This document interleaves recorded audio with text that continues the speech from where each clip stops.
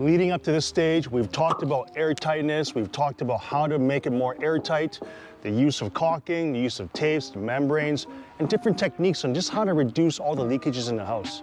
We also mentioned a bit about AeroBarrier. Well, today's the day we deploy the AeroBarrier.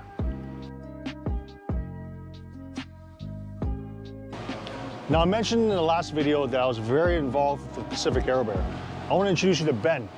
Ben is the lead for operations in this company. He's involved in probably about 1,000 jobs by now. He knows a lot about air tightness. Okay? So today, we measured the initial air tightness at about 1.73. That's correct.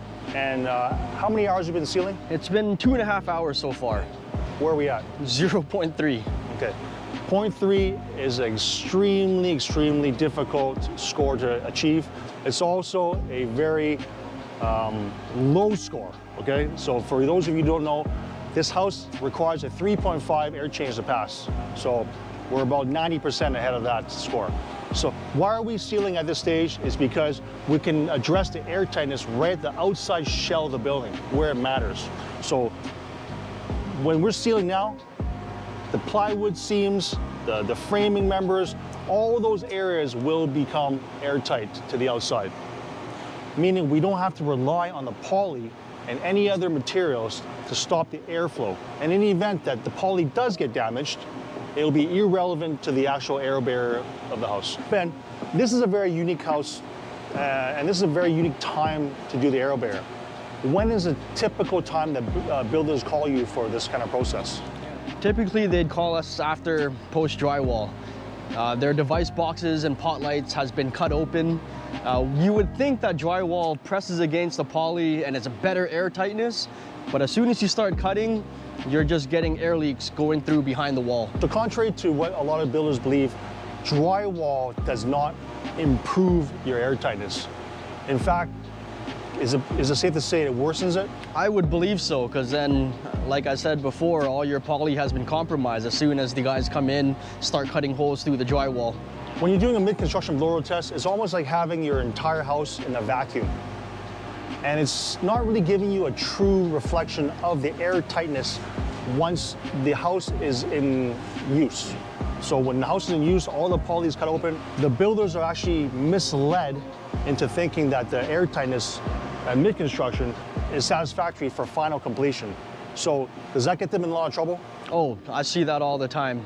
And builders, I would urge you to get another blow-door test right after drywall for a better reading of your house. But what happens when builders are confident that, hey, I got to say a 3.1 at the mid-construction test? How often do you see that score jump up? And what happens when they carry that score right to the end, not knowing that the score jumped up? What do you typically see?